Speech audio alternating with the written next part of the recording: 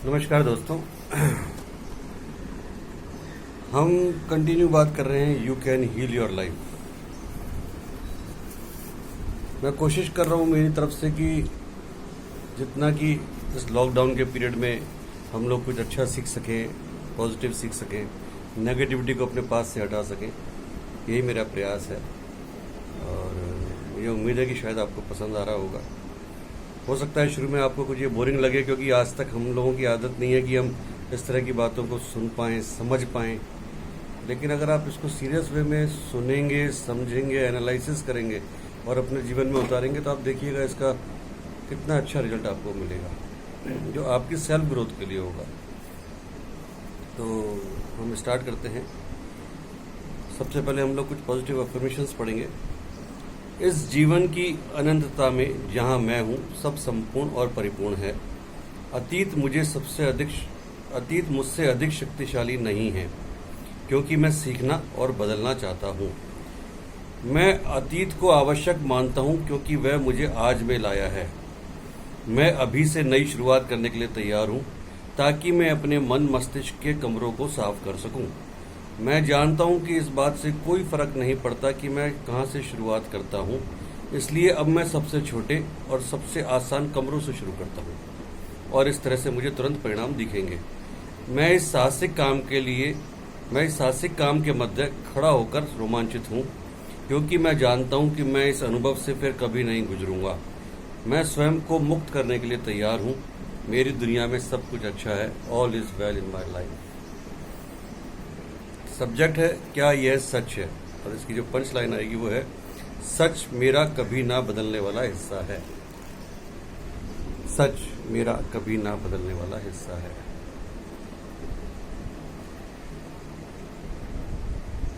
यह प्रश्न कि क्या यह सच या वास्तविक है के दो उत्तर हैं, हाँ और नहीं। अगर आप इसे सच मानना चाहते हैं तो यह सच है। अगर आप मानना चाहते हैं कि यह सच नहीं है तो यह सच नहीं है। गिलास आधा भरा भी है और आधा खाली भी। यह आपके दृष्टिकोण पर निर्भर करता है कि वास्तव में ऐसे अरबों विचार हैं जो हम सोच सकते हैं। हम में से अधिकतर लोग इसी प्रकार से सोचते हैं जिस प्रकार से हमारे माता पिता सोचते थे, लेकिन हमें ऐसा करते रहने की कोई जरूरत नहीं है। ऐसा कोई लिखित कानून नहीं है जो कहता हो कि हम केवल एक ही तरीके से सोच सकते हैं या हमें एक ही तरीके से सोचना समझना चाहिए। मैं जो भी विश्वास करना चाहती हूँ वह मेरे लिए सच हो जाता है। आप जो भी विश्वास करना चाहते हैं वह आपके लिए सच हो जाता है। हमारे विचार पूरी तरह भिन्न हो सकते हैं, हमारे जीवन और अनुभव पूरी तरह भिन्न हैं। अपने विचारों को जांचें। हम जो भी विश्वास करते हैं वह हमारे लिए सच हो जाता है। अगर आपको अचानक एक आर्थिक संकट का सामना करना पड़ता है तो किसी न किसी रूप में आपको ऐसा लग सकता है कि आप अमीर बनने के लायक हैं ही नहीं, या आप कर्जों और ऋणों में यकीन रखते हैं। यदि आप ये मानते हैं कि कोई भी अच्छी चीज हमेशा के लिए नहीं रहती, शायद आप ये मान लें कि जिंदगी आपके लिए मुसीबतें पैदा कर रही है, या जैसा कि मैं अक्सर सुनती हूँ, मैं जीत ही नहीं सकता। अगर आप कोई रिश्ता बनाने में सफल नहीं होते तो शायद आप ये मान सकते हैं कि कोई मुझे प्यार नहीं करता या मैं प्यार के लायक नहीं हूँ। शायद आप अपनी माँ की तरह दबने से डरते हैं, या शायद आप सोचते हैं लोग मुझे चोट पहुँचाते हैं। यदि आपकी सेहत अच्छी नहीं है तो ऐसा सोच सकते हैं कि हमारे परिवार में सब बीमार रहते हैं, या आप मौसम के शिकार हैं, या शायद मैं दुख उठाने के लिए ही पैदा हुआ हूँ, या एक के बाद एक परेशानियां आती ही रहती हैं। या आप में से कोई और विश्वास हो सकता है। हो सकता है कि आपको खुद अपने विश्वास के बारे में पता न हो। अधिकतर लोग वास्तव में नहीं जानते कि उनके मन में क्या चल रहा है। उन्हें सिर्फ बाहरी परिस्थितियां नजर आती हैं। जब तक कि कोई आपको बाहरी अनुभवों और अंदरूनी विचारों के बीच का संबंध न दिखाए, तब तक जीवन में आप पीड़ित बने रहेंगे। समस्या, आर्थिक संकट। विचार, मैं अमीर बनने योग्य नहीं हूँ। समस्या, कोई मित्र ना होना। विचार, कोई मुझे प्यार नहीं करता। समस्या, काम में समस्या। विचार, मैं उतना अच्छा नहीं हूँ। समस्या, हमेशा दूसरों को खुश करना। विचार, मैं कभी सफल नहीं हो पाता। समस्या जो भी हो वह एक प्रकार के विचार से आती है और विचारों को बदला जा सकता है। यह सच लग सकता है, यह सच महसूस हो सकता है। यह सभी समस्याएं जिनमें हम अपने जीवन में जूझ रहे हैं, हम चाहे कितने भी कठिन समस्या के साथ जूझ रहे हों, वह केवल एक अंदरूनी विचार प्रारूप का एक भारी परिणाम मात्र है। यदि आप नहीं जानते कि कौन से विचार आपकी समस्याओं का कारण हैं, तो आप सही स्थान पर हैं, क्योंकि यह पुस्तक इसलिए तैयार की गई है कि आप वह कारण खोज पाएं अपने जीवन की समस्याओं पर नजर डालें। अपने आप से पूछें, मेरे कौन से विचार इन्हें जन्म दे रहे हैं। यदि आप चुपचाप बैठकर अपने आप से ये प्रश्न पूछें तो आपकी आंतरिक बुद्धि आपको इसका उत्तर जरूर जरूर जरूर देगी। वह सिर्फ एक विश्वास है जो आपने एक बालक के रूप में सीखा। कुछ चीजें जिन पर हम विश्वास करते हैं वे सकारात्मक और पोषित होती हैं। ये विचार जीवन भर हमारे काम आते हैं। जैसे सड़क पार करने से पहले दोनों ओर देखें। कुछ विचार शुरू में बहुत उपयोगी होते हैं और जैसे जैसे हम बड़े होते हैं वे उपयुक्त नहीं रह जाते। अजनबियों पर भरोसा मत करो। ये एक छोटे बच्चे के लिए अच्छी सलाह हो सकती है, लेकिन एक वयस्क के लिए इस विश्वास को जारी रखना केवल अलगाव और अकेलेपन को जन्म देगा। हम क्यों कभी कभार बैठकर अपने आप से पूछते हैं, क्या यह वास्तव में सच है? जैसे मैं ऐसी बातों पर विश्वास क्यों करता हूँ? मेरे लिए यह चीज सीखना कठिन है। इससे बेहतर यह पूछना है, क्या अब यह मेरे लिए ठीक है? यह विचार आया कहाँ से? क्या मैं अब भी इस पर यकीन करता हूँ केवल इसलिए कि पहली कक्षा के एक शिक्षक ने बार बार मुझसे यह कहा?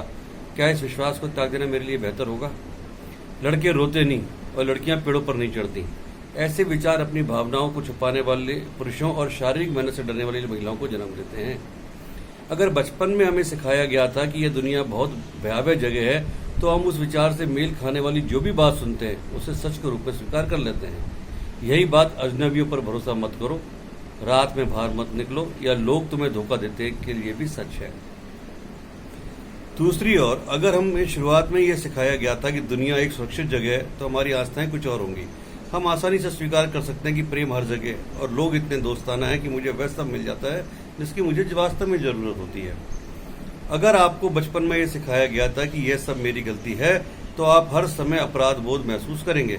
चाहे जो भी हो, आपका विश्वास आपको ऐसे व्यक्ति में बदल देगा जो हमेशा यह कहेगा, मैं शर्मिंदा हूं। अगर आपने बचपन में यह मानना सीख लिया था कि मैं किसी गिनती में नहीं हूं, तो यह विश्वास हमेशा अंत में रहेगा, चाहे आप जहां भी हो। जैसे केक के ना मिलने का मेरा बचपन का अनुभव, किसी गिनती में नहीं हूं। कभी कभी जब आप अपने पर ध्यान नहीं देते तो आपको लगता है कि आप अदृश्य हो गए हैं। क्या आपके बचपन की परिस्थितियां आपको यह विश्वास करने के लिए विवश करती हैं, कोई मुझे प्यार नहीं करता? फिर आप निश्चित रूप से अकेलापन महसूस करेंगे। अगर आप अपने जीवन में किसी मित्र या किसी रिश्ते को लाएं, तो वह कुछ ही समय के लिए होगा। क्या आपके परिवार ने आपको सिखाया था यह पर्याप्त नहीं है? तो मुझे यकीन है आपको अक्सर लगता होगा मानो अलमारी खाली है या आप हमेशा कर्ज में डूबे हैं। मेरे एक ग्राहक का पालन पोषण एक ऐसे परिवार में हुआ था जहां यह माना जाता था कि सब कुछ गड़बड़ है तथा स्थितियां और भी बदतर हो सकती हैं। उसे टेनिस खेलने में बहुत खुशी होती थी और फिर उसका घुटना जख्मी हो गया। वह बहुत से डॉक्टरों के पास गया, लेकिन घुटना बदतर होता गया। आखिर वह पूरी तरह से खेलने के अयोग्य हो गया। एक और व्यक्ति एक उपदेशक के बेटे के रूप में बहुत बड़ा हुआ था और जब वह बच्चा था तब उसे सिखाया गया था कि हर कोई खुद से पहले है। उपदेशक का परिवार अंत में आता है। आज वह बेहतरीन डील पाने में अपने ग्राहकों की मदद करने में माहिर है, फिर भी आमतौर पर वह कर्जवान होता है और उसके पास कम पैसे होते हैं। उसका विश्वास अब भी उसे पंक्ति में सबसे पीछे कर देता है। अगर आप इस पर विश्वास करते हैं तो यह सच लगता है, मैं ऐसा ही हूं या वह बात ऐसी है। ये खास शब्द वास्तव में ये कहते हैं कि हम इस बात को अपने लिए सच मानते हैं। आमतौर पर हम जो मानते हैं वह किसी और का मत होता है, जिसे हम अपनी आस्थाओं में शामिल कर लेते हैं। निस्संदेह वह हमारी दूसरी आस्थाओं के साथ हमारे भीतर उपयुक्त बैठ जाता है। क्या आप उन लोगों में से हैं जो किसी दिन सुबह उठने पर बारिश का मौसम देखते हैं तो कहते हैं, ओह कितना बेकार दिन है? वह बेकार दिन नहीं होता, वह बस बारिश से गीला एक दिन होता है। यदि हम उपयुक्त कपड़े पहने और अपना दृष्टिकोण बदल लें तो बारिश के दिन का मजा ले सकते हैं। अगर हमारे दिमाग में यह बसा हुआ है कि बारिश के दिन बेकार दिन होते हैं, तो फिर हम हमेशा सुस्त मन से बारिश का स्वागत करेंगे। उस पल में जो हो रहा है उसके साथ बह जाने की बजाय हम उस दिन से संघर्ष करेंगे। यदि हम एक खुशनुमा जीवन चाहते हैं तो हमें अपने विचार खुशनुमा बनाने चाहिए। यदि हम एक संपन्न जीवन चाहते हैं तो हमें अपने संपन्न विचार रखने चाहिए। यदि हम प्रेम से भरा जीवन चाहते हैं तो हमें प्रेम के बारे में सोचना चाहिए। हम मानसिक या शाब्दिक रूप से जो भी अभिव्यक्त करते हैं वह उसी रूप में हमारे पास वापस आ जाता है। हर क्षण एक नई शुरुआत है। मैं फिर कहती हूँ, ताकत हमेशा वर्तमान क्षण में होती है। आप कभी रुकते नहीं। इन्हीं क्षणों में, यहीं पर और इसी समय हमारे अपने दिमाग में परिवर्तन होते हैं। यह कोई मायने नहीं रखता कि हम कितने लंबे समय से नकारात्मक विचारों में डूब रहे हैं, या किसी बीमारी या किसी खराब रिश्ते या आर्थिक संकट या आत्मनिंदा से जूझ रहे हैं। हम आज ही इनमें परिवर्तन लाना शुरू कर सकते हैं। अब आपकी अपनी समस्या को सच बने रहने की कोई जरूरत नहीं है। वह सब समाप्त होते हुए भी शून्यता तक पहुंच सकती है जहां से वह आई थी। आप ऐसा कर सकते हैं। याद रखिए, आप ही वे व्यक्ति हैं जो अपने दिमाग में सोचते हैं। आप स्वयं अपनी दुनिया में ताकत और अधिकारी हैं। अतीत के आपके विचारों व विश्वासों ने इस क्षण को और इस क्षण तक हर क्षण को बनाया है। अब आप विश्वास करने और सोचने के लिए जो भी चुनते हैं वह अगले क्षण को, अगले दिन को, अगले महीने को और अगले साल को गढ़ेगा। हाँ बंधु, मैं आपको सबसे उम्दा सलाह दे सकती हूँ जो मेरे बरसों के अनुभव से आई है। अब भी वही पुराने विचारों को सोच सकते हैं। आप बदलने से इनकार कर सकते हैं और अपनी सभी समस्याओं को बनाए रख सकते हैं। अपनी दुनिया में आप सबसे ताकतवर हैं। आप जो भी सोचने के लिए चुनते हैं आपको वह मिलेगा और जरूर मिलेगा। बस आपके अंदर वो जुनून और सोच को बदलने की क्षमता होनी चाहिए। यह क्षण एक नई प्रक्रिया शुरू करता है। हर क्षण एक नई शुरुआत है। एक बहुत अच्छे गीत के बोल भी हैं कि हर घड़ी बदल रही है, हर घड़ी बदल रही है, हर क्षण बदल रहा है। आपको भी बदलना है। हर क्षण एक नई शुरुआत है और यह क्षण आपके लिए अभी और यही एक नई शुरुआत है। क्या यह जानना बड़ी बात नहीं है? यह क्षण शक्ति का क्षण है। इसी क्षण से परिवर्तन शुरू होता है। क्या यह सच है? एक पल के लिए रुकिए और अपने विचार को पकड़ें। आप इस समय क्या सोच रहे हैं? यदि यह सच है कि आपके विचार आपके जीवन को आकार देते हैं तो आप अभी जो भी सोच रहे हैं क्या उसे अपने लिए सच बनाना चाहेंगे? यदि वह चिंता या गुस्से या चोट या प्रतिशोध या डर का विचार है तो आपको क्या लगता है कि यह विचार किस तरह आपके पास लौट कर आएगा? हमेशा अपने विचारों को पकड़ना आसान नहीं होता है क्योंकि वे बहुत तेजी से आगे बढ़ते हैं। फिर भी हम अभी से अपनी बातों पर ध्यान रखना और सुनना शुरू कर सकते हैं। यदि आप खुद को किसी प्रकार के नकारात्मक शब्द बोलते हुए सुनते हैं तो बीच में ही रुक जाएं, या तो उस वाक्य को बदल दें या बस छोड़ दें। आप उन्हें यह भी कह सकते हो कि बाहर निकलो। खुद को किसी कैफेटेरिया में पंक्ति में खड़े होने की कल्पना करें या किसी शानदार होटल के रेस्टोरेंट में जहां भोजन के व्यंजनों की बजाय विचारों के व्यंजन हैं। आप जिन विचारों को चुनना चाहें उन्हें चुन सकते हैं। ये विचार आपके भविष्य के अनुभवों को उत्पन्न करेंगे। अब यदि आप ऐसे विचारों को चुनते हैं जो समस्या में पीड़ा उत्पन्न करते हैं तो यह मूर्खता है। यह इसी तरह मानो आप हमेशा खुद को बीमार बनाने वाला भोजन चुनते हैं। हम 1 या 2 बार ऐसा कर सकते हैं, लेकिन जैसे ही हमें पता चल जाता है कि कौन से खाद्य पदार्थ हमारे शरीर के लिए नुकसानदेह होते हैं हम इनसे दूर रहते हैं। विचारों के साथ भी ऐसा ही है। चलिए ऐसे विचारों से दूर रहें जो समस्याएं और पीड़ा उत्पन्न करते हैं। मेरे आरंभिक शिक्षकों में से एक डॉक्टर रेमंड चार्ल्स बार्कर बार बार ये कहते थे, जब कोई समस्या होती है तो वहां कुछ करने की नहीं बल्कि जानने की जरूरत होती है। हमारा दिमाग हमारा भविष्य तय करता है। जब हमारे वर्तमान में कुछ ऐसा होता है जो अवांछित है तो हमें इस स्थिति को बदलने के लिए अपने दिमाग का प्रयोग करना चाहिए और हम उसी पल उसे बदलना शुरू कर सकते हैं। यह मेरी गहरी इच्छा है कि आपके विचार कैसे काम करते हैं। यह विषय स्कूल में पढ़ाया जाने वाला पहला विषय होना चाहिए। मुझे कभी समझ नहीं आया कि बच्चों को लड़ाई की तिथियां याद करने का क्या महत्व है। यह अपनी मानसिक ऊर्जा नष्ट करने की तरह है। इसकी बजाय हम उन्हें अधिक महत्वपूर्ण विषय पढ़ा सकते हैं, जैसे मस्तिष्क कैसे काम करता है, पैसे को कैसे संभालें, आर्थिक सुरक्षा के लिए धन का निवेश कैसे करें, कैसे अभिभावक बने, अच्छे रिश्ते कैसे बनाएं, आत्मसम्मान व आत्मगौरव कैसे बनाएं तथा बरकरार रखें। क्या आप वयस्कों की एक ऐसी पूरी पीढ़ी की कल्पना कर सकते हैं यदि उन्हें स्कूल में अपने नियमित पाठ्यक्रम के साथ ये विषय पढ़ाए जाएं? सोचिए कि ये सच किस प्रकार अभिव्यक्त होंगे। हम यहाँ प्रसन्न लोग होंगे जो खुद के बारे में अच्छा महसूस करते हैं। हमारे पास ऐसे लोग होंगे जो आर्थिक रूप से संपन्न होंगे और जो बुद्धिमत्ता से अपने पैसे को निवेश करते हुए अर्थव्यवस्था को समृद्ध बनाएंगे। उनके हर किसी के साथ अच्छे रिश्ते होंगे और वे माता पिता की भूमिका में सहज होंगे। फिर अपने बारे में अच्छा महसूस करने वाले बच्चों की एक पीढ़ी तैयार करेंगे। फिर भी इन सबके बीच हर व्यक्ति एक अलग व्यक्ति होगा जो अपनी अलग रचनात्मकता प्रदर्शित करेगा। व्यर्थ करने के लिए समय नहीं है। चलिए अपना काम जारी रखें। ये आज का लेसन था दोस्तों कि क्या यह सच है। तो यकीन करें, ट्रस्ट करें। मैं फिर बार बार कहूँगा, जो भी मैं आपको ये भेज रहा हूँ इसको एक बार नहीं 5 बार सुने, समझें, एनालिसिस करें, पेपर पे नोट करें। आप देखिएगा आपके जीवन में कितने परिवर्तित आते हैं और आप कितनों के जीवन में परिवर्तन ला पाते हैं। वो सबसे बड़ी बात होती है। अभी इसके अलावा मैं कुछ ऐसे ही सोच रहा था दोस्तों। मैं देख रहा था कि अभी इसी हफ्ते में बॉलीवुड के 2 बहुत फेमस सितारों ने हमारा साथ छोड़ा।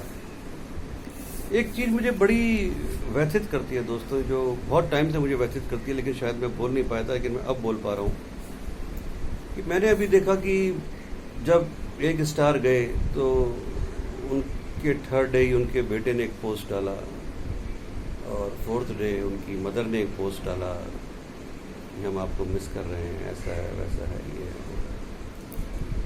जब दूसरे स्टार गए तो उनकी वाइफ ने एक पोस्ट डाला कि वी मिस यू, या जो भी है। उनकी बेटी ने एक पोस्ट डाला कि मैं आपको मिस करूँगी। मुझे एक चीज़ समझ में नहीं आती कि जितना मैं समझ पाया हूँ अभी तक में, कि जब आपका अपना कोई प्रिय है, आपका कोई इतना नज़दीकी जब चला जाता है तो शायद एक अरसा लग जाता है आपको उस सदमे से बाहर आने में। लेकिन आप 48 घंटे 72 घंटे के अंदर ही Instagram, Twitter, Facebook, mail, YouTube, इन सब पे आप एक पोस्ट डाल देते हैं। आप अपना जो भी डेफिनेटली आपने अगर पोस्ट किया तो उससे पहले आपने सोचा होगा, उसको लिखा होगा, उसको शब्द दिए होंगे, उसको उन दर्द से उकेरा होगा जो आपके मन में चल रहे हैं। तो क्या आप इतनी जल्दी 48 और 72 घंटे के अंदर उन सबसे बाहर आ गए कि आप अपने दर्द को व्यक्त करते हुए, उस पोस्ट को डालते हुए अपनी श्रद्धांजलि वहां व्यक्त कर रहे हैं उस मृत आत्मा के प्रति? मेरा क्वेश्चन केवल ये है कि अगर आप इंस्टाग्राम, ट्विटर, फेसबुक या इन सब सोशल मीडियाज पे अगर वो श्रद्धांजलि या पोस्ट नहीं डालेंगे तो क्या आप उस मृतक आत्मा से प्यार नहीं करते? क्या एक बेटी का इंस्टाग्राम पे पोस्ट करके ही ये बताना जरूरी है कि हाँ पापा मैं आपसे बहुत प्यार करती थी या करती हूँ या करती रहूंगी, हमेशा मिस करूंगी? क्या एक पत्नी का अपने पति को पोस्ट करके कि हाँ आपके साथ बिताए पल हमेशा याद रहेंगे, तो ही वह सच्ची श्रद्धांजलि होगी, तो ही आपको याद रहेंगे, अदरवाइज याद नहीं रहेंगे? ये आपकी पर्सनल प्राइवेसी है, ये आपका पर्सनल अटैचमेंट है। ऐसी पता नहीं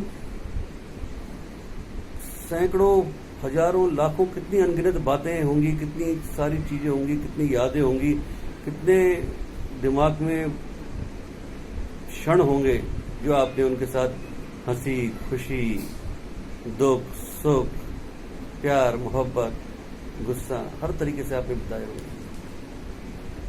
वो आपके अपने निजी हैं। मुझे तो आज तक समझ में नहीं आया कि इन सब से क्या होगा। मैं आजकल कई बच्चों को देखता हूँ जो हनीमून पे जाते हैं या वापस आते हैं और उसके बाद वो अपनी प्राइवेसी के साथ, की वाइफ के साथ स्विमिंग पूल में नहा रहे हैं, इस रेस्टोरेंट में आज हम ये खाना खा रहे हैं, या लाइव हो जाते हैं कि आज हमने ये खाने को ऑर्डर किया, अब मैं यहाँ से यहाँ आ गया। यार आप क्या है ये सब? मतलब मुझे समझ में नहीं आया कि आप क्या किसको दिखाना चाहते हो।